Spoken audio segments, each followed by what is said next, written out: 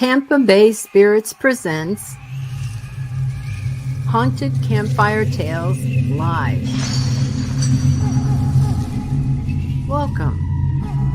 Gather around the fire. Get comfortable, but not too comfortable. The true ghost tales are about to unfold. Hi, I'm Rob. And I'm Joan. I'm Les. I'm Beth. I'm Jess. I'm Joy. I'm Robin. And this is Brad Wagnon. And we are the Tampa Bay Spirits. Yes, and Glad you Brad could- is our guest. Glad you could join us tonight. Yes, we're all glad that you could join us tonight. Oh, Paul Hollis is Paul in the Hollis. house. Good Hello, evening, Paul. everyone. Hi, Paul. Hi, Paul. Hi, Paul. Hey. So, Brad had been on our other podcast, and where are his books again? They're behind you. They're behind me. They're sneaking might up as- on you. Right on top. Spooky. Right on top. Yeah. Okay. There you go. Okay. Oh, Oh, Marjorie's with us. hi, Marjorie. Hi, Marjorie. How you doing? Hello. So, see this first fire? I just love it. Oh, we should explain Brad is a Cherokee. He lives in Oklahoma, works for the tribe, and he wrote these books. They're so beautiful. I love them so much. And those of you that have already seen them on our show, you're now seeing them again. Oh, that's cool. I know. And here's Cherokee Publications. Okay. Native Voices in 7th Generation books. And they sell not just Cherokee, but other tribes as well, right? Other tribal stories and books. They publish others. Okay, Brad. So, what would you like to tell us about tonight? We're going to talk about Cherokee folklore, the spookier side of Cherokee folklore, I guess. All right. What a lot of people call monsters, I guess. The one I'd like to start off with is the one that we talked about on the last podcast. Go a little bit more in depth. We have stories about big hairy people in the woods. Jugaloo is what we call them. The most famous one is called Judakula, and that's really thought to be just a play on that Jugaloo word as well. So Judakula was thought to be the keeper of the forest. Of course, large humanoid creature, very hairy. But there's a place in Tennessee, just over the Tennessee border, North Carolina, called Judakula Rock, and it's a big piece of soapstone, and there's carvings in the soapstone, and they call it Judakula Rock because there's a couple of handprints on the rock, and the story is that Judakula jumped down from the cliff above onto the rock and left his handprints on the rock. Up above, if you look up the tree line up on the mountain above Judakula Rock, is the Blue Ridge Parkway. And on the Blue Ridge Parkway, there's a place called the Devil's Courthouse.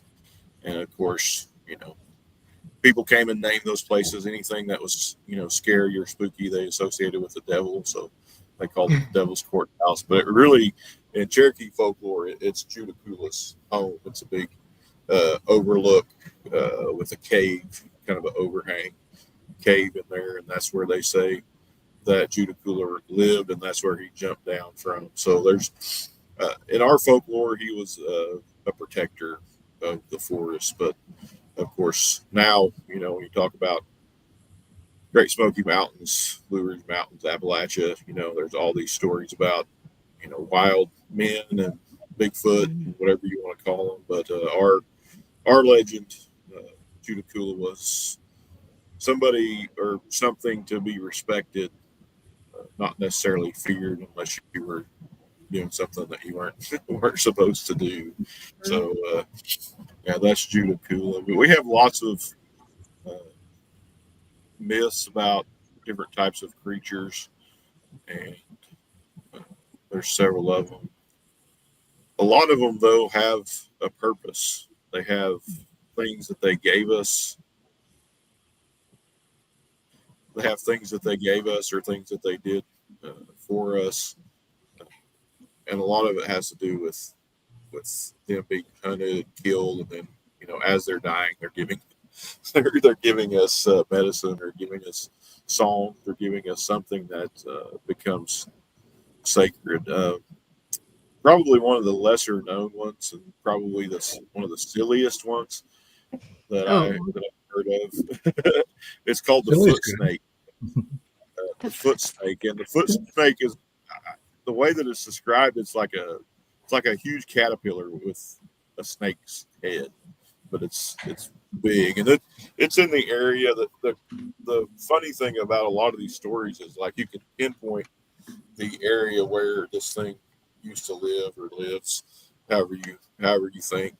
This is right around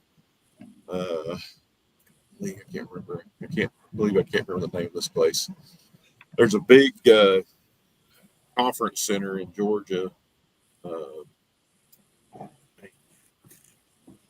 Name of it's escaped my mind, but we took a bunch of kids there when I was teaching and stayed there, and it's in Georgia, right across the line, close to where Nancy Ward is buried. But the foot snake was said to be this huge caterpillar-like creature that would hunt men when they went out to hunt for game, and it killed several men. And there was a man that decided he was going to go out and hunt it. And so the way that he hunted it was, of course, he made a lot of noise going out hunting in the area, and he saw that it was following him. Supposedly, it was super duper stealthy, but somehow he figured out that it was following him. And instead of running away from it straight up a mountain, he zigzagged. He'd run this way, and since it had this huge body and this huge head, it couldn't make turns very well. It would have to turn one way or the other. And the story is that he somehow corralled it in a cave, and then he started a fire at the front of the cave, and it never came out. And so there's not really an ending to the story. They don't know if it's still alive or if it still lives in that area or not. It's one of those stories, that you tell kids not to go out at night, that type of thing. And to not go into any caves. Yeah. It might still be there. But the zigzag thing is the way you get away from alligators. Yeah, the way you get away from bulls and all sorts of. Yeah, because they can't make those turns. Yeah. So Good to know. So that's kind of a funny one to start off with here. They do get a whole lot more serious. We talked about. I don't know. Did we talk about the little people last time? No, we didn't. But I'm from Massachusetts, and and the indigenous people there do have little people that they're kind of hairy, but not all over hairy. But they're very little, and they don't wear a lot of clothing, and they're like they're really kind of mean, and can be like tricksters. Yeah. But also, that's more what ours are like. Is more like tricksters. Yeah. And they dress like us. Supposedly, they keep up with the period fashion. or back or they're a little bit behind. Usually, the ones in the the modern era would be dressed more like people dressed in the 50s and 60s, especially if you're from the country or something like that. A lot of them wear overalls different things like that. But yeah, they're more trickster type creatures. It's a lot of this stuff is written down.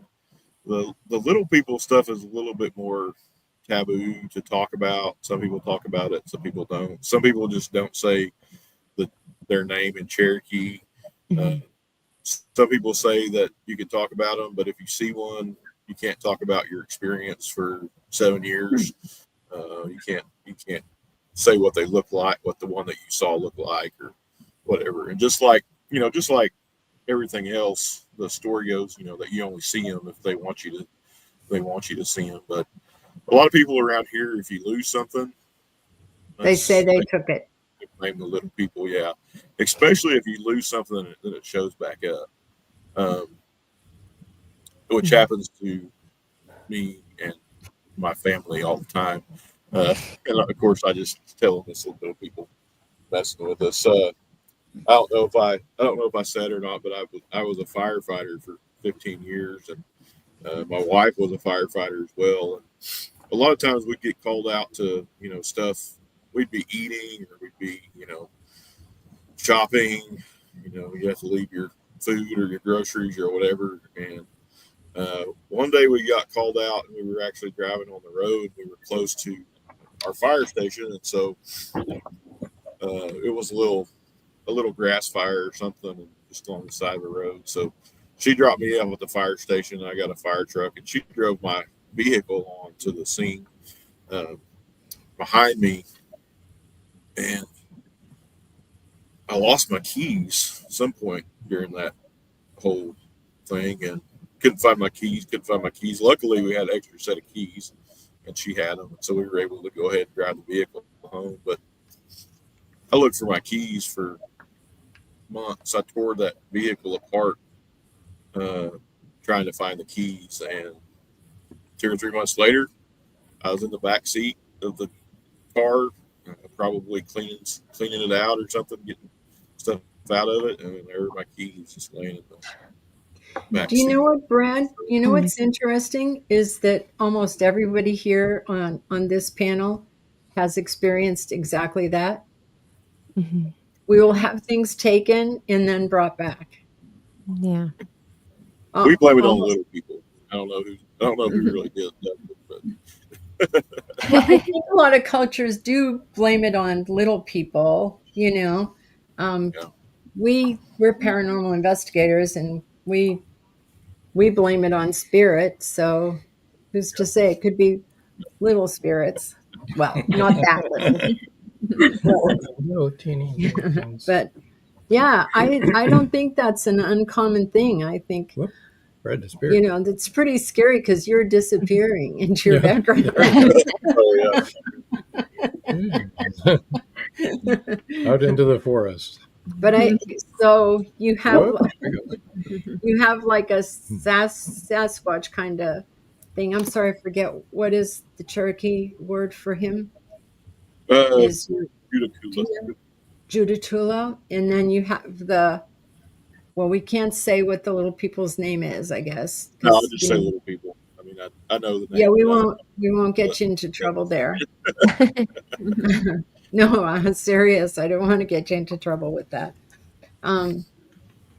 Those are.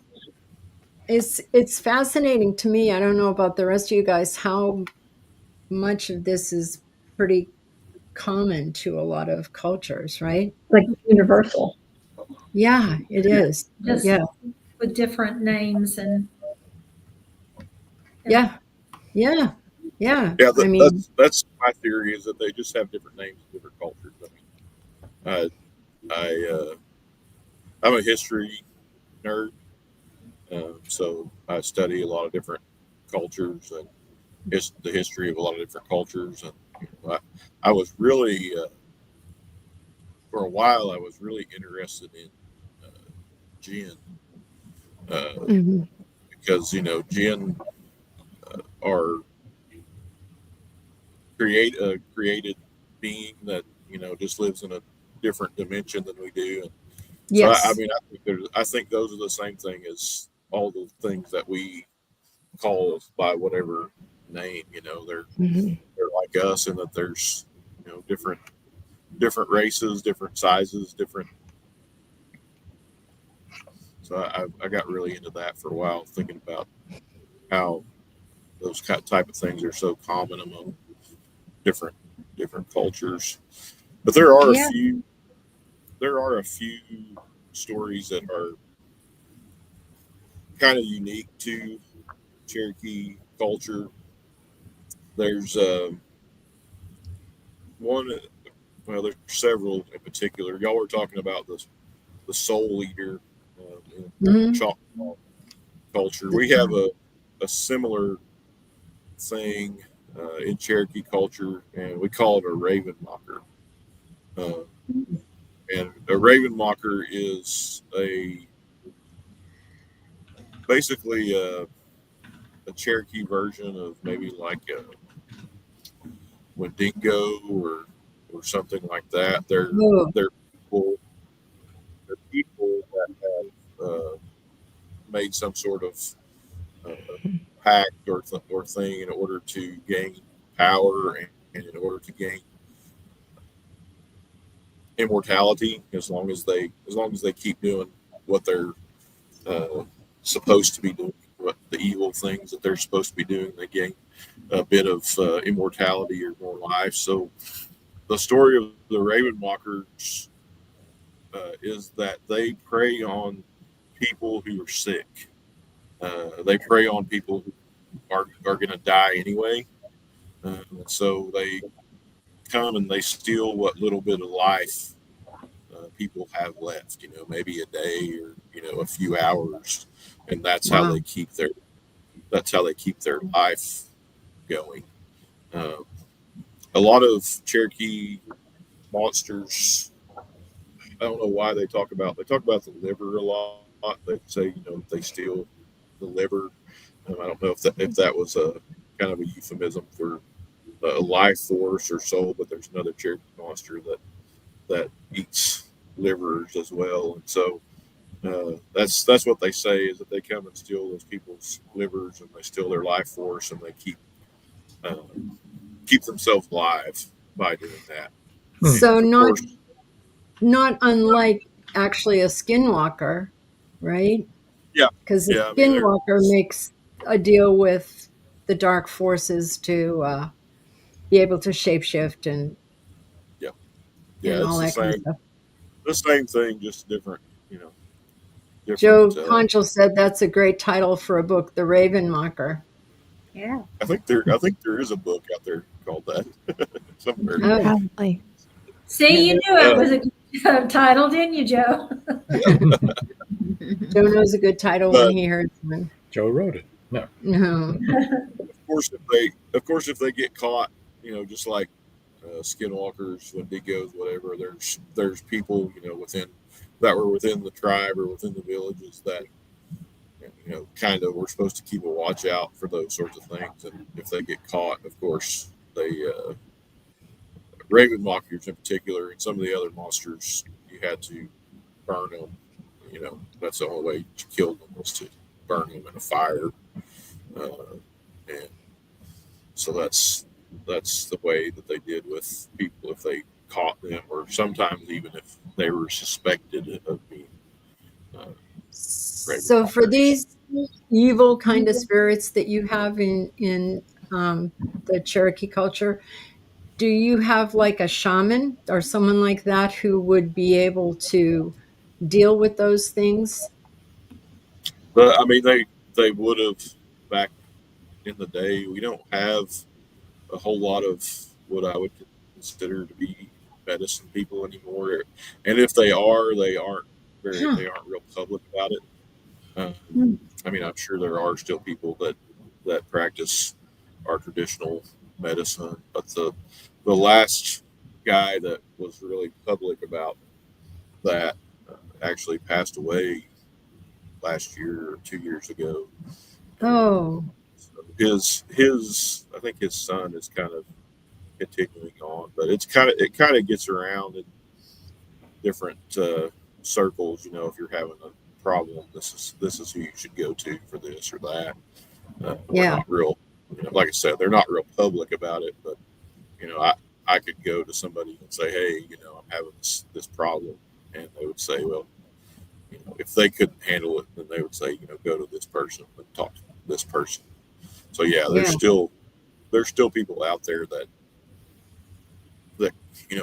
combat that kind of thing. And it's, of course, it's looked down upon to again practice those types of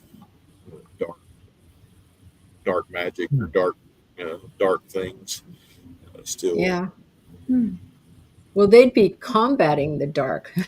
So yeah. I But a lot of times with, as it is with a lot of different cultures, there's a very thin line between combating the dark and at least if you aren't practicing those darker things, people still think you are. Anytime there's mysticism, people are Yeah. going to be practicing dark arts. Any kind Yeah. of, even light workers. yeah, or think that you're practicing dark arts when Thinking you're that, not, yes. Yeah. Right. Oh yeah, like people think we shouldn't, Jennifer Harris has a question for you, Brad. Are you saying medicine men are considered dark magic? No? Not all of them. No, I mean, but what I'm saying is you can't, since it's not a thing that's real publicly spoken about.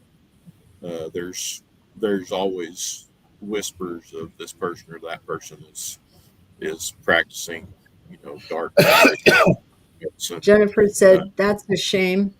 It is a shame. And it's it's a perception, I would think. It is a perception. I know it's one that we've had to fight even doing what we do, being paranormal investigators, is that people think you shouldn't be fooling around with that stuff, or, you're crazy or you're woo-woo. It's usually because they don't understand it. They don't understand. And honestly, the reason I asked that, Brad, is because for us, when we would run into certain things, we would like to be able to call on people that could deal with that. Like there are Yeah. certain things that we feel like we can deal with, but then if if we're running into something like I was talking about the Nuluka Chido, I would rather have a Choctaw, shaman or medicine person deal with that, because frankly, I don't think those things would listen to us. As a caution, I'll just say this: if you run into somebody that says they're a Cherokee medicine man, they probably are. I mean, you would have to ask somebody if they know somebody, and if they know something, if they know somebody that knows somebody, and you could probably get to somebody like that. But if you have somebody coming out and advertising that they are, then they probably are not. So ask you. They're Yeah, probably just Brad. We'll just ask you. That's Brad. Get him into trouble. You can ask me, but it would be up to them whether or not. Yeah. It would be one of those things where I'd say, well, I'll give them your number, and if they want to call you, then they can call you. Right. That's the way it should always be. That's the way it should be. Yeah. Yeah. That's the way it should be. You need to Like I respect said, people like that. So, Brad, the have last guy you that was public about it has passed away, and so it's kind of got to search for it now. Go ahead, sorry. I'm sorry, I didn't realize you were still you were completing a thought there. I just wondered have you ever seen any of these supernatural beings, or do you know anybody that has ever seen them? I haven't that I know of. No, I mean I know people that have. That's especially with the little people. What a lot of people say is if you have an experience and you see them, that you shouldn't talk about it for 7 years. And so once that 7 years has passed, they tend to show themselves to kids a whole lot more than they do adults. Um, so Interesting. yeah, I've heard a few stories from people that I know and trust that, their kids had come to them, in their teen years and said, I saw this when I was little, but, they told me I wasn't supposed to say anything, and eventually they will say anything. There's a pretty popular story about uh, little people, and I can't even remember the person that told it to me the first time, but it happened not too far away from where I live, in a community called Moody. And the story goes that there was an older lady who owned a house in Moody, and Tulsa is not very far from us. And so there was a guy from Tulsa that had come down, and she was an elderly lady, but she didn't really have any family to speak of, and so he wanted to buy her house. It's a really beautiful place out here. There's pretty close to Moody. There's a scenic river and all sorts of things. It's out in the woods, and it was even more out in the woods, 50 or 60 years ago when this happened. So he kept bothering her to buy her house, and she would never sell it to him. But eventually, she passed away, and since she didn't have any family, of course, the house went to whoever, and it went up for sale, and he bought it. And he didn't really notice anything strange about the house the first few times he went, but then he started doing construction, and there was a big old oak tree out in front of the house, and he wanted to expand the house, and he kept he brought his wife down.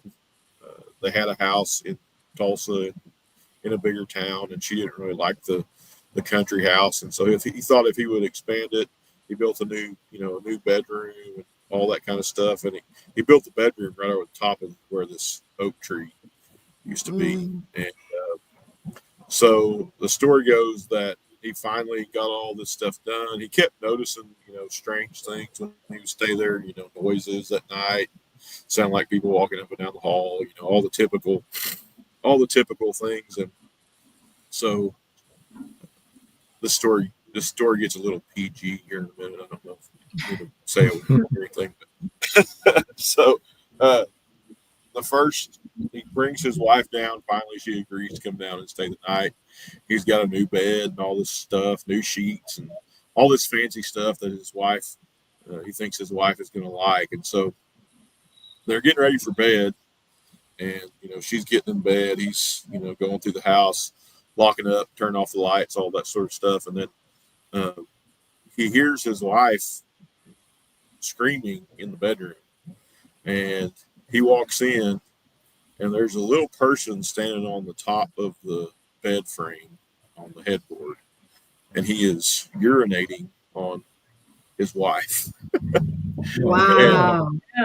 Needless to say, she didn't stay the night there, and they didn't have that house for very much longer. But the people in the area, that knew what was going on, said that that tree was where those little people lived, and that older lady had taken care of them for years and years and years. And it's one of those things where you hear about leaving out food and stuff like that. We'll leave out food, and we'll leave. Even some people even leave it out in their house. I have a friend who said his grandma used to leave out. She'd cook breakfast, and she'd get a plate of the leftovers breakfast, and she'd put it on the table. She'd cover it up with a cloth. Then when lunch came, she'd throw that food out, do the same thing. Dinner, she'd do the same thing. And he said some mornings they would wake up for breakfast, and they'd go in there, all food on that plate would just be all scattered around everywhere, and all the cabinets would be open, and different things like that. And of course, the grandma would tell them, it's just the little people, they're not gonna hurt us as long as we leave food out for them. So. That's really similar to really a lot of the things that we deal with, and that very similar. Joe Conjal actually had a question a while back, and this is about medicine men. And I think that probably every culture is different, so it's going to vary between, Cherokee and Choctaw and, Navajo. And he's asking, aren't most of them elders, the people who would be shamans or medicine men? Yeah, I mean, I've known some people who were medicine people in their 30s and 40s, but it's after a decade or 2 decades of study. There's really no set time, that people have to study. So yeah, I mean, I've known people my age. I'm 46. I've known people my age to be medicine people, and have been medicine people for 10 or 15 years. So they don't necessarily have to be elders, but most of them are. And some people know a little bit. Some people know. There's different, I guess you would say, different levels of, Of what you know? of what you know. Yeah. Yeah. Well, it's really interesting to me, though, how similar this is. Just, I mean, like you were talking about, you got very interested in gin and things like that, and we've talked about this before on this platform, that um, we don't know what we're dealing with when we go out on an investigation. Right. We don't know. It could be something from, that's come through a portal. It could be the spirit of a person, a human person. It could be a spirit that had never been human. It could be something from just a different dimension. It could be a time loop. I mean, when you're dealing with things that you can't see, right? Then how do you know what you're dealing with? Right. I Could be mean, lying to you, of course. yeah, it could be lying to you. Posers. Yeah. Yeah. So even though you ask, who are you and what are you doing here and that kind of stuff, and they answer you, that's all you know, right? And so I just find it really fascinating, all of it from every culture. Yeah. I really do. It's amazing. Do you have any? Um, I mean, we've been talking about the kind of creepy ones. Do you have any good ones that do good things? Uh, yeah. I mean, the little people can be good, but there's one in particular that I think it was kind of misunderstood. His name was Stonecoat, and he basically had a body, skin made of stone, and the people were scared of him, and they devised a way to kill him. And of course, like I said, most of these things are susceptible to fire, and so that's the way they ended up killing Stonecoat. And the story goes that as they burned him, he sang songs, and that those songs are that he gave us certain songs as medicine as he was as he was dying. And so I think that was kind of a misunderstanding of maybe something or somebody that just looked different.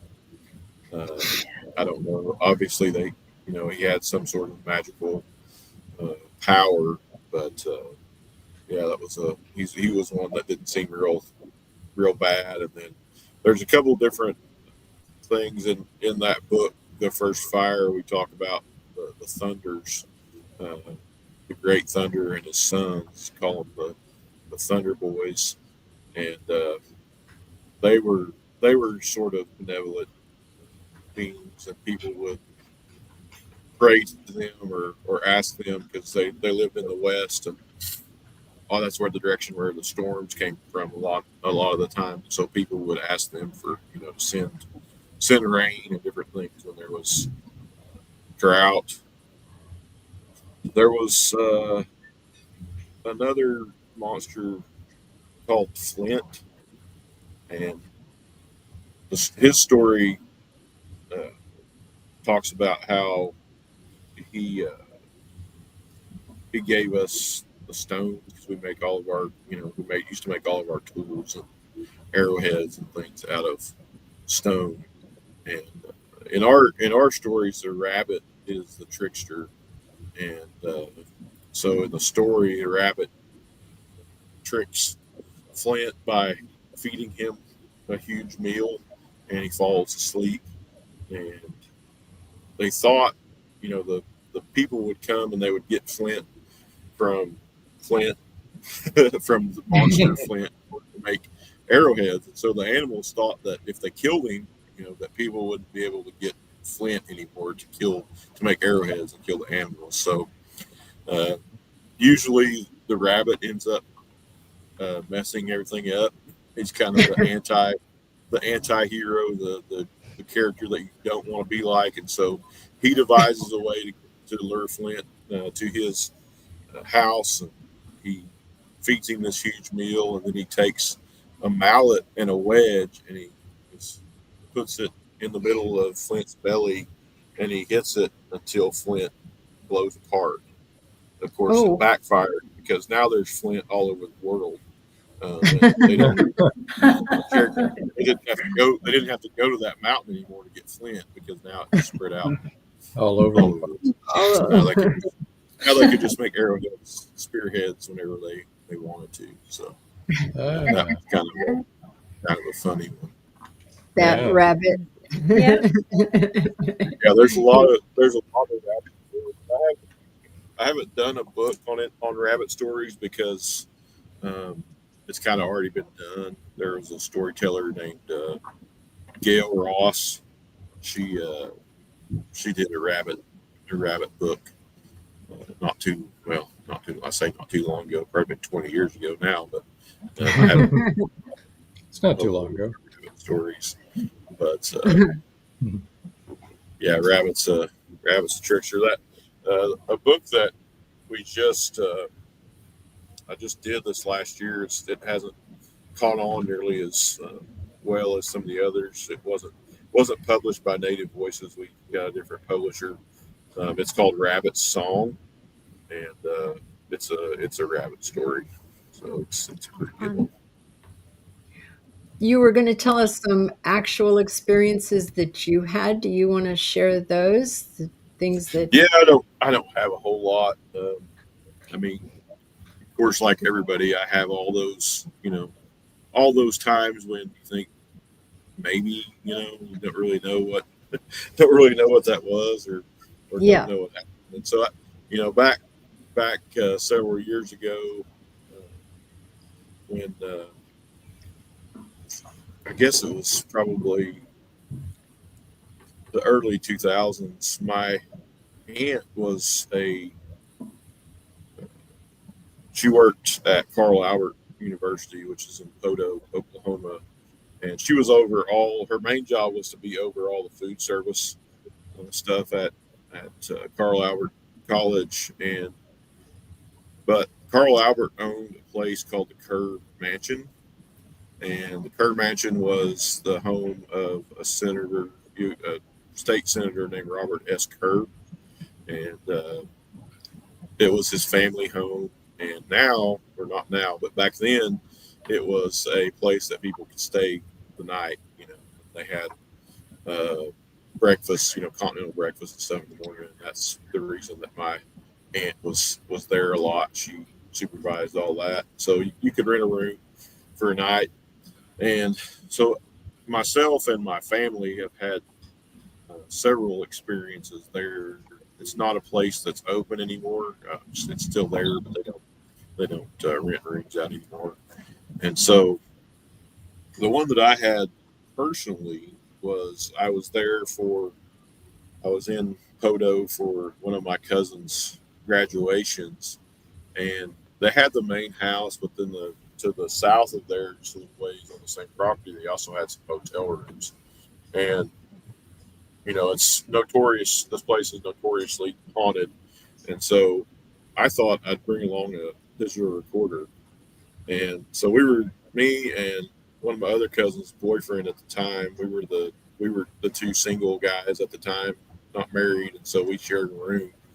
And it was old back then, hotel room, and it had this old air conditioner, and the air conditioner was loud. I thought, man, I'm not going to get anything on this voice recorder. My idea was to leave it out overnight and just set it on the countertop and let it record all night. So I did it anyway. I set it down and thought, man, I'm not going to get anything. So the next morning I picked it up. It had recorded all night. I thought, man, now I'm going to have to listen to 8 hours of tape. Yeah. We hear you. I didn't have to listen. I only had to listen like 30 seconds because you can hear me. I turn on the recorder. You can hear me putting the recorder on the countertop. Just a little bit of rattling. You can hear that air conditioner just blaring, and I'm like, oh yeah, there's not going to be anything on here. And so I keep going. You can hear me getting in bed. It's old and creaky. You can hear the bed creaking. And about 5 seconds after everything settles down and it gets real quiet, it sounds like somebody is just right up on the. I mean, they would have had to been right up on the recorder because that air conditioner was so loud. And on the recorder, clear as day, you hear somebody say "good night." I mean, it's clear as day. Oh my gosh. But it sounds like a whisper, and it sounds, right up against the microphone. Needless to say, I didn't listen. Anymore. No. Oh, they were going to bed, so Brad's like, yeah, good night. Good night. yep. See you later. And I knew it wasn't the guy that was staying in there with me because those beds were so loud. If he'd have got up, I would have heard him. Right. Yeah. But then my family had some other experiences there. I stayed there. I have a identical twin brother, and we stayed in what they call one of the ship rooms.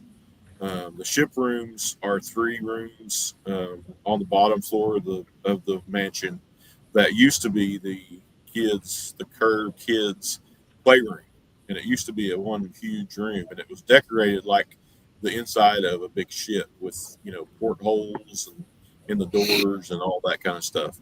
And so that's why they call it the ship room. Well, me and my brother and his wife stayed in one of the ship rooms one night. I don't know what we were down there for, but if my cousins had something going on, graduation or playing sports or something, every once in a while we'd go down there, and of course we'd stay at the Kerr. And so I was sleeping in a bed closest to the door, and then my brother and his wife were sleeping in the bed close, farthest away from the door. And she woke up in the middle of the night, and she said she saw a head peeking over my back, and she said it looked like a kid in I don't know what y'all call them. We call them stocking caps or toboggan, but it looked like a kid. He just stared at her, and then he just popped back down. And she didn't know if it was when she woke up the next morning. She was like, I don't know if it was a dream or what, but there was this kid staring at her. And another time they were staying. My brother and his wife were staying there by themselves. Well, not by themselves. They had their son. He was a toddler, and they had a crib in there, and he had some toys and stuff on the floor. And my brother this time woke up in the middle of the night, and there was a ball underneath the crib, and the ball was just rolling back and forth underneath the crib. And then my mom and dad stayed down there one night, and they got up the next morning and were in the breakfast room, and it was just them and one other couple. And of course, my aunt was there, and my mom or my dad, one of them said something about the kids that were staying here were loud last night. And my aunt was like, there's no kids staying here. You and this other couple were the only people in the house last night. And they had constantly all night heard kids running up and down the hallway laughing, footsteps, just running kids, and they're like, those kids were super loud, man. It's like there's no kids here, and they were staying in the ship rooms at that time as well. So a lot of my paranormal stuff happened in that particular place. But That's cool. trying Too to bad think we of can't any other. go there anymore. I know. Yeah. I was wondering if we could get in, even though they don't rent it out anymore, if they haven't torn it down or anything. Well, The other interesting thing about that place is that it housed there was a museum on one side of it, and it housed a lot of the artifacts from a place called Spiro Mounds. It's the furthest west and south mound complex in the United States, and it's pretty much defunct now. There's not a whole lot at the actual Spiro Mound site, but they had a large collection in that museum of artifacts. I've seen artifacts other places from there, but yeah, they had a large collection of mound period artifacts there as well, which oh, could have added to the spookiness of the of the place. that place, I was looking it up, and it was up for auction last year. I don't know if it sold. Oh, but, really? The Kerr Mansion. Yeah. Maybe we should No. bid on it. Yeah, we I should know. just buy it. Yeah. If I had, We if I had, buy it, I'd buy it. It was Why not? buy It it, was a and cool open it up place. for investigations. Yeah. Yeah, it was a really cool place to, just the spookiness and the haunted things aside, it was just a really a really cool decorated place. And one of the rooms, supposedly there was a room that was his, one of his mistress's room, and the shower in that room is the whole bathroom is decorated like, those one little tiny 1-inch ceramic tiles that you do like mosaics with. But the shower was like shaped like a seashell, like it had curves, like it curved in and curved around itself. And the shower head was in the very center of that curve at the end. It was pretty cool. And it was all that 1-inch ceramic tile. So it was a cool place. Yeah. It Looks sounds cool. really cool. Very cool. I think that you had mentioned that children are quite often the ones that most often see the little people. Mhm. I think that that's true about any kind of paranormal experiences, that children are the ones that are more likely to see it because they haven't been taught to To not see. not see it. Yeah. There's something wrong. hmm What? Yep. So they're much more open to seeing it, Whereas, like you said, you even mentioned earlier, you've had things happen to you that you're like, well, what really happened there? Was that, because you're all constantly second guessing, what was that? Even I know us as paranormal investigators, we all have that of like, wait a minute, Did you hear that? did you hear Did you that? see What that? was that? Did someone bump into the wall? Or you try to find, Mm-hmm. you try to explain everything, which is good. It's good to be skeptical and not see, a ghost behind every teapot. But I also think, that kids don't care if they see something or hear something. They're just going to say, Yeah. Who's that little guy standing over there? Yeah. There's a little guy in our house. I don't see a little guy. But very, very cool. Yeah. Never what you want to hear as a parent. Yeah. And there's not supposed to be a little guy there. Like, Well, there's that too, that you worry for your kids, right? If they are seeing stuff and you don't know what it is. Yeah, that's what I was going to say. A lot of the things that have happened to me are I've seen something instead of heard something. But I drive a lot of back roads in my job, a lot of times at night, and so sometimes I feel like, my eyes are playing tricks on me. But Yeah. Yeah. That's exactly what you go through. Like, did I see that or did I not see that? Or, you know, especially if you're the only one seeing it, then you're going to think I was imagining it, Mm-hmm. yeah, I'm usually by myself when I go. Yeah. Yeah. Yeah. If you're by yourself, you're like, nobody's there to double check that. We've Right. I've told got this story a lot of times about how we saw something and we both saw it and we still don't know what we saw. We know, was it a real living person? Was it a ghost? What was it? Anyway, I'm sorry. Go ahead. Do you have another story you want So to? I've got one more. I've got one more monster I want to talk about. Quote unquote. Oh, Oh, sure. great. Well, a couple actually. Okay.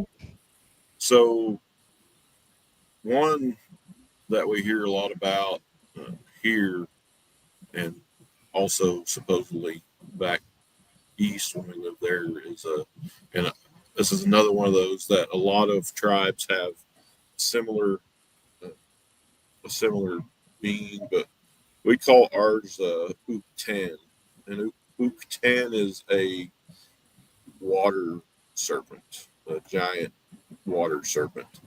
And the way that Ukten is described uh, in our folklore, of course, is as a huge water serpent. Um, some people say that Ukten has horns like a deer. Other people say that Ukten has a single horn in the middle of its head that's made out of a crystal. This sounds like sci-fi stuff, but that's the way that Ukten is described. And supposedly, Ukten is so venomous that Ukten can poison you just by looking at you.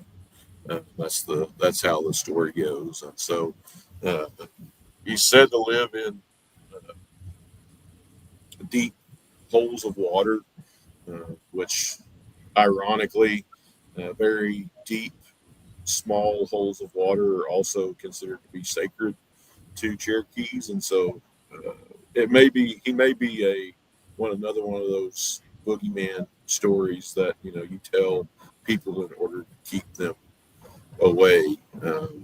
There's a place in Tennessee called Red Clay, and it's a state park now. But within that state park, there's one of those small spring-fed holes of water that they call Blue Hole, and that was supposedly the original home of Bhutan.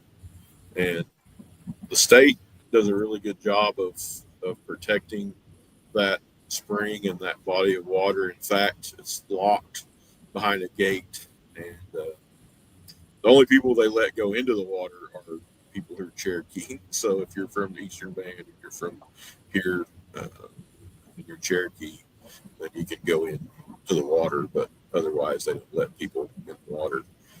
So that's Bhutan, and of course we have lots of rivers and lots of lakes around here as well. So there's stories every once in a while of uh, large water serpents.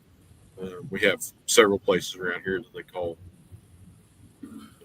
Blue Hole as well. There's one right up the road from my house. Usually small, spring fed, uh, super cold bodies of water.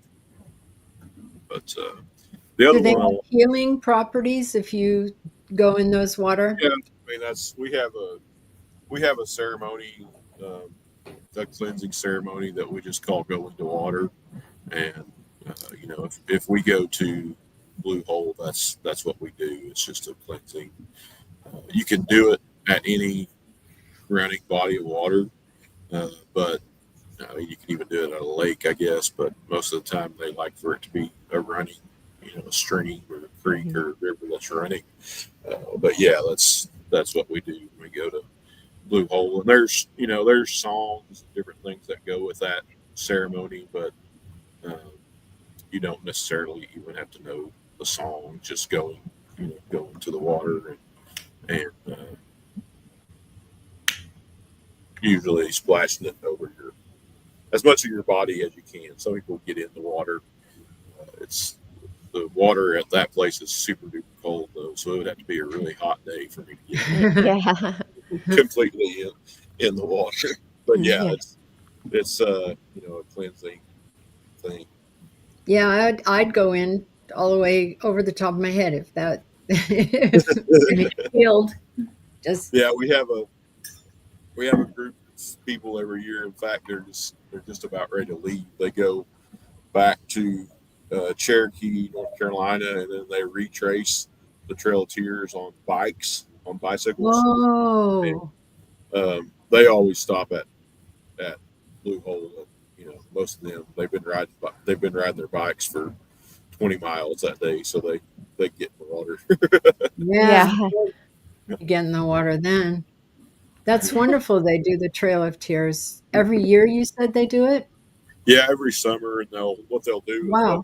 is they'll meet up with some riders that have been training with the Eastern Band, and those folks ride this direction with them, as well. So That's they call wonderful.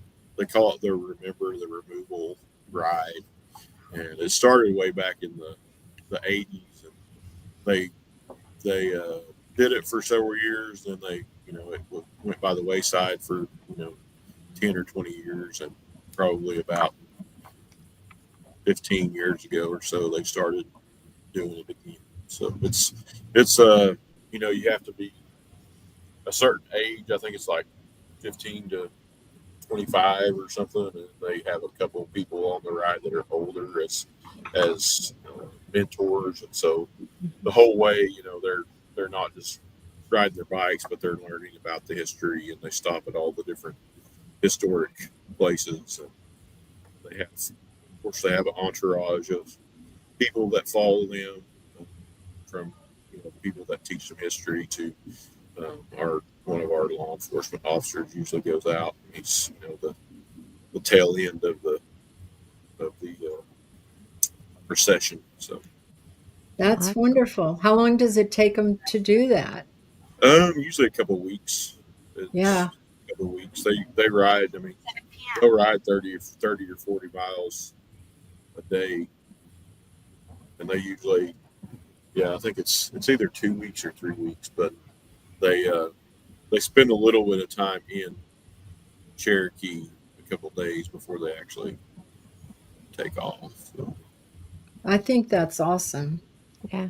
That's Yeah, it's really wonderful. It's a great way to learn your history and relive it and understand what the walk was all about. Right? Yep. Yeah. We lived in OKC for a while, and we would go to the end of the trail. That Yeah. statue gets you every time.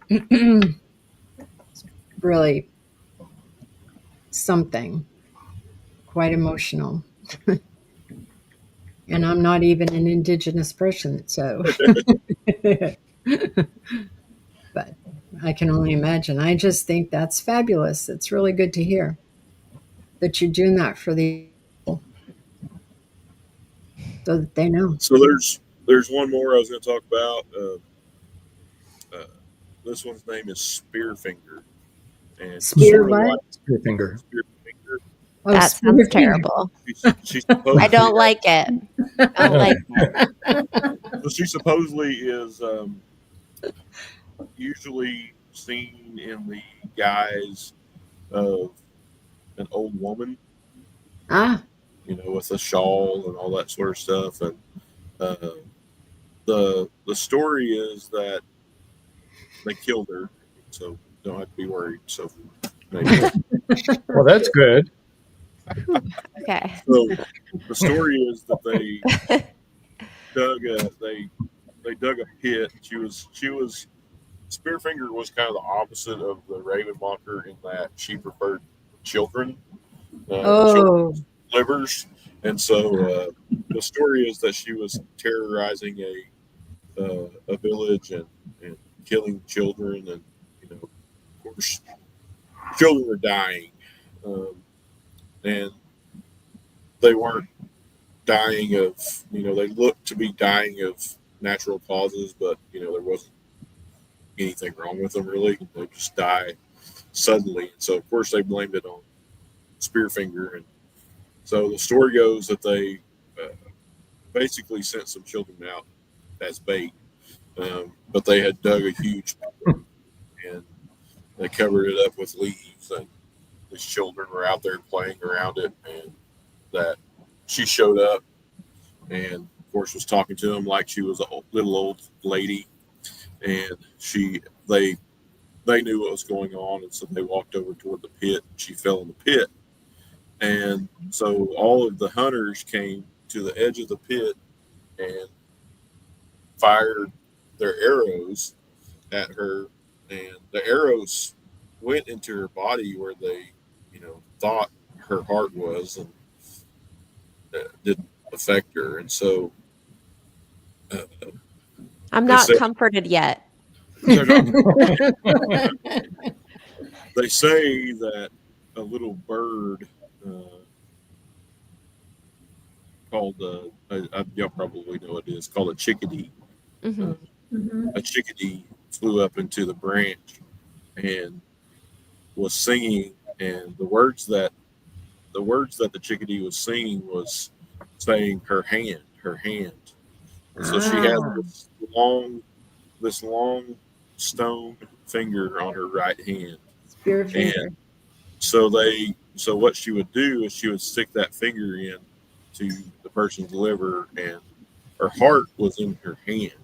And so once the bird told the men that the heart was in her hand, they all started aiming for her hand. And one of the arrows pierced her hand, and that was how Spearfinger died. So, You know what I like about all of the Cherokee folklore that you've shared with us? It all has your people overcoming whatever that is. yeah. That's what I like, that you overcome. Yeah, that's kind of, it's kind of a theme. Yeah. Another I guess you would say, entity or being that is really important to the Cherokee people is the Phoenix. That's the name of our newspaper, is the Cherokee Phoenix, and the Phoenix is a really important symbol for the Cherokee people, because time and time again, literally a few times, we've risen out of the ashes of what was supposed to be our end, not only with the Trail of Tears, but after we got to here to Indian Territory in the 1860s, what a lot of people don't know, of course, they know that the American Civil War happened here in the 1860s, but what they don't know is that for the Cherokees, in Cherokee history, they call that the war within the war, because Cherokees were divided on both sides as well. Pretty much every home, every building here in Tahlequah, where I live, was burnt to the ground during the Civil War. The whole town and whole communities were burnt to the ground because Cherokees were fighting other Cherokees. And so the only buildings that really remain standing we have a Supreme Court building that's now a museum, and then there's a house that's called Hunter's Home. Those are really the only two pre-Civil War buildings that's still standing, and both of those are still standing because they were being used as hospitals during the Civil War for both Union and Confederate troops, and so neither side burned those buildings. They wanted their hospital. Yeah. We had a really good period. A lot of people call it the Cherokee Golden Age, between like 1845 to 1860, where we built a lot of schools and a lot of buildings, different things here around Tahlequah, and those were pretty much all destroyed during the Civil War. And then, of course, we sided officially the Cherokee Nation at the beginning of the war sided with the Confederacy because the United States pulled all of their troops out of Indian Territory. So we didn't really have any choice. There was only Confederate troops in Indian Territory. You know, they were putting Cherokees under pressure to enlist and to raise regiments, and we did. And then by the end of the war, half of those regiments had switched sides to the Union, but that really didn't matter because the government still punished us like we were Confederates and took land away and all that kind of stuff. So, yeah, it's a theme, you know, over and over and over Yeah. again Yeah. of overcoming everything that was thrown at us. Yeah. All I can say is I'm really sorry. Yeah. Well, now we are the biggest, the largest tribe in the country, so we have close to 500,000 registered citizens, and so we'll see what happens next. Yeah. Yeah, we're all waiting to see what happens Yeah, next. we're all waiting to see what happens next. Yeah. Yeah. We've been to Cherokee in North Carolina Mhm. frequently. We really love camping up there. It's beautiful. It's beautiful Yeah, country. I love it up there too. I was there in October, right Perfect. after the hurricane. Oh yeah. I spent a week there doing deliveries and warehouse operations. Cherokee wasn't hit that bad by the hurricane, but you know, just 30 minutes away in Asheville, there was a whole lot of destruction. So I spent a week still. down there. Yeah, That's been a week. Helene. That was Helene that hit up there. Yeah. Yeah. Just Just most of her house was destroyed by Milton. oh, okay. It's Yeah. still being rebuilt. It's not. And we didn't have anything close to what they experienced, you know, so the recovery is just Yeah. Was wild. that the Like, week right after Philly? yeah. Okay. Yeah. Yeah. Helene and Milton just gave us all the, you know, The 1-2 punch. punch. Yeah. Yeah. Life changing. Yes, Mhm. for Beth and Les, it was life changing. Also, that was from Helene. And friends of ours up in North Carolina live up in the mountain, and I mean, you just don't think of being in the mountains in North Carolina and think that a hurricane's going to come and destroy your town. But They were not prepared. They No. never had to deal with that. Never. Where we're used to it. Yeah. and we're still not prepared for it, but we're used to it. No, you can't be prepared totally. But No. No, we can't. So George said, this is when you were talking about spirit finger, right? He said, I have a finger in my right hand that I use to inspire emotion. You knew that was I have coming, one George. on both hands. Yeah. He's only got one. Yeah. I was wondering if Spearfinger was one of the James Bond, one of their new movies. really. Could be. Spear- Could be. Yeah. I There's was a lot of- afraid there's to a ask lot of creatures that could be. which finger it was, too. It was the right index finger. Oh, okay. It was pointing. Pointy finger. Well, I really love all of the stories that you've shared with us. It's yes. but of course, all of this is right up our alley because we experience stuff like that all the time. It's crazy. Yeah, that's why when I was on the other podcast and you said, well, we've got this other podcast that's about The Haunted Campfire Tales. I was like, oh, that's right up my alley too. We collect podcasts. Robin Robin texted me, and her battery finally died. So Oh. Robin. Oh, her computer battery. her computer battery. Yeah. Yeah, not her Not battery. battery. Yeah, she's an android. Yeah. Yeah, I know. It's too bad you don't live closer, Brad, because we're going to be going back to the museum that we love to investigate in May, It and is then too bad I again don't live closer for several reasons. in I don't know if they told you or not, but I'm a bonsai enthusiast. I have like 700 bonsai trees. Wow. Wow. Florida is the place to be for. They love the humidity, the weather.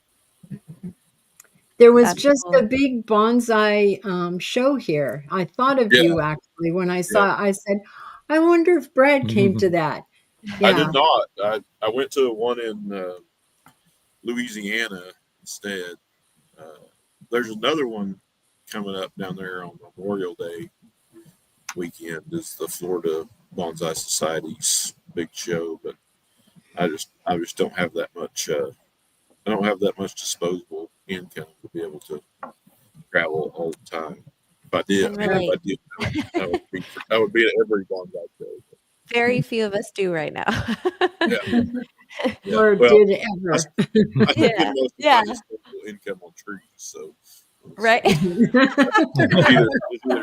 either get more trees or travel. Didn't you know money doesn't grow on trees? Yeah. Yeah. But spending your disposable income on trees probably isn't that bad because you might have it's interesting that the little people were living under the tree, the oak tree, right, that got Yep. chopped down. That's where they were. In Irish folklore, that's where our little people live too. And the fairy trees. I was thinking that when Yep. you were talking about it, I was thinking about how similar that was. Hawthorn tree, yeah. That Yep. that was like against the law in Ireland to cut them down, and if you did cut them down, really Right. bad things would happen to you. And Yes.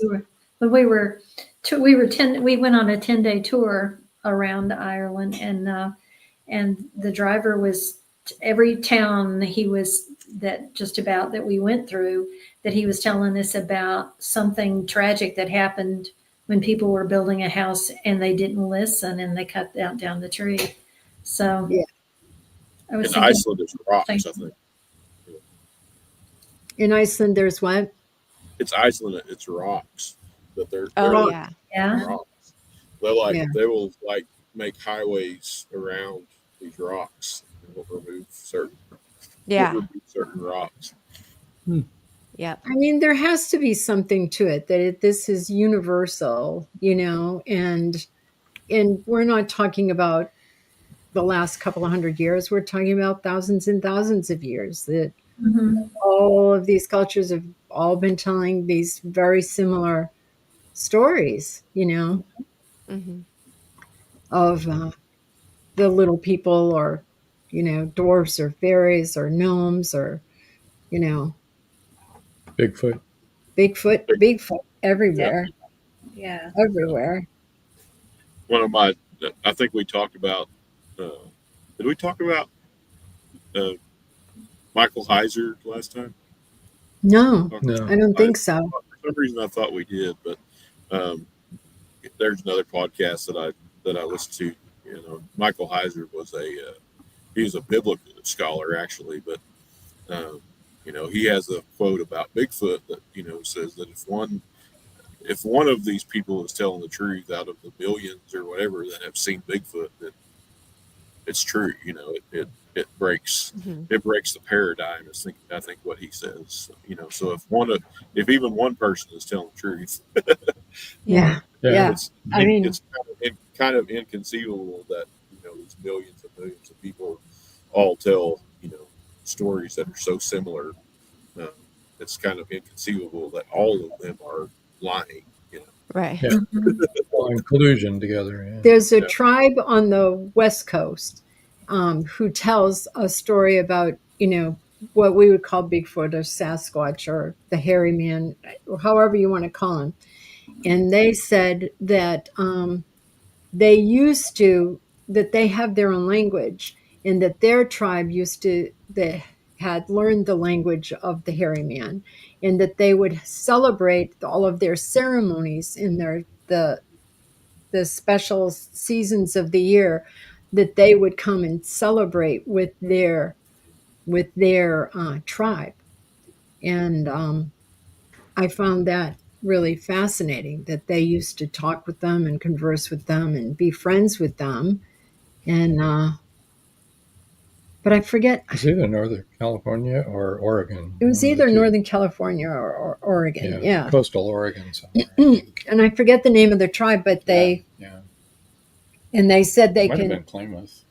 and they can still hear, and they can still hear them calling sometimes in that language that's been passed down, and that they can call back, like over from mountaintop to mountaintop over the valley. They can holler back and forth to each other. I mean, the tribe and Bigfoot. I found that really fascinating. You know, There's a set of recordings, I think, from Northern California that has been analyzed by linguistic scholars, and Yeah. they say that this recording is a language, and that the highs and the lows, the amount of range in this particular recording is something that humans cannot mimic. There's there's amazing vocal range that's not possible for humans to do, but it's definitely things on this recording they say are conversing in some sort of language that we don't know. That was in Northern California. I can't remember exactly okay. Okay. Then that tribe may be the ones that are talking with those particular Bigfoot. Yeah, I find that fascinating, And what if they just made this all up too, and the scientists have made up these recordings? I mean, it doesn't even make sense, I mean, it's not like I think polar bears are beautiful, and I like seeing them, but at a distance. And I kind of feel like that way about Bigfoot. I would love to see a Bigfoot at a safe distance. Because, I don't know what he would do. Nobody believes you. Yeah. I think every state should have a law that Bigfoot is protected, so that people wouldn't shoot them. Some of the states do. Yeah, some states do, but I think every state should, because, people will kill them. And it's terrible. It'd be horrible. Well, the show has gone on for an hour and 18 minutes. Yeah. Does anybody in our audience have any questions for Brad or for any of us? Go ahead. Speak now. I know. Feel it. Hold your peace. Oh, Robin texted. Let me see. She texted again. She was taken up by a spaceship. No, she didn't. She said to tell you thank you, Brad, and that it was a wonderful show. And good night to everybody. She was sorry she lost her computer. She was unable to hang out anymore. Yeah. Yeah. So the next time we'll gather around the campfire, it should be May 29th. So if you want to mark your calendar, bring your marshmallows and. Ooh, I don't know if I can make that. You don't know if you can make it May 29th? Yeah, that's our pre-K graduation. Ooh, oh, well, then you won't be able to. I hop on late. We could do it the 22nd. Do it the Thursday before that. We could do it on the 22nd. Would that be better? That works for us. All right, when we do Okay. forget what I said then. Let's say the 22nd. Okay. Thank you. Watch for posts on Facebook and LinkedIn for the next show. Well, Les, do you think that you could maybe send Robbie an email and see if he would like to be on the 22nd and share what happened? We did an investigation that think all of you would really like, everybody in the listening audience and the viewing audience and everybody on our panel that wasn't able to go on this investigation. I just think it's a really good example of what people think is happening as opposed to what actually is happening when there's stuff happening in their house. It was definitely, there was definitely an entity there. But, you know, it wasn't what he thought it was. Because we get scared. Like you said, Brad, you heard good night and you were like, okay, that's enough. If you can't see something, you can get scared, you know, when you really have no reason to be afraid. Yeah, especially if you're in a strange place. Yeah. Yeah. Well, especially if it's in your house. Yeah. Fascinating show, Joe Conjo said. Very engaging. Thanks to Brad and the regular crew. Thank you, Joe. Great. Very interesting. Yes. Yeah, really I know. It's really interesting. Yeah. I love it. And like I said, the thing that I love the best is that it showed what overcomers the Cherokee are. Yes. Oh, Paul Hollis said, very interesting show. Thanks, Brad and team. Thank you, Paul. Marjorie Deering. The 22nd it is then. See you then. Thanks for another interesting program. Thanks for being here, Marjorie. Yeah, for sure. I really appreciate that's the way every story is this, you know, here was this obstacle, here was this problem, and this is how we did it. This is how we figured it out, you know. Maybe we needed help from a little bird, but there was always, you know. Yeah. What I really enjoy from, especially Brad, you brought it up a few times, is that in Cherokee culture, healing is often done with song. And I think that's really, I'm very interested in holistic healing and herbal healing and Reiki. And I think the song is something we don't see very often. So that I find fascinating. I'd love to learn more. Yeah, all of our ceremonies have songs that go with them. And, music is important. Music is a big part of all of our ceremonies. And water. Yeah, water. Cool. Yeah. Well, if I ever get down that way, I'll have to look y'all up. Please do. You can go For find real. some spooky place to look at.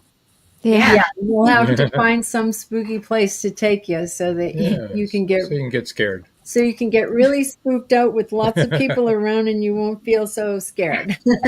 Thanks for sharing all those great stories. Yeah, thank you. Thank you for being here.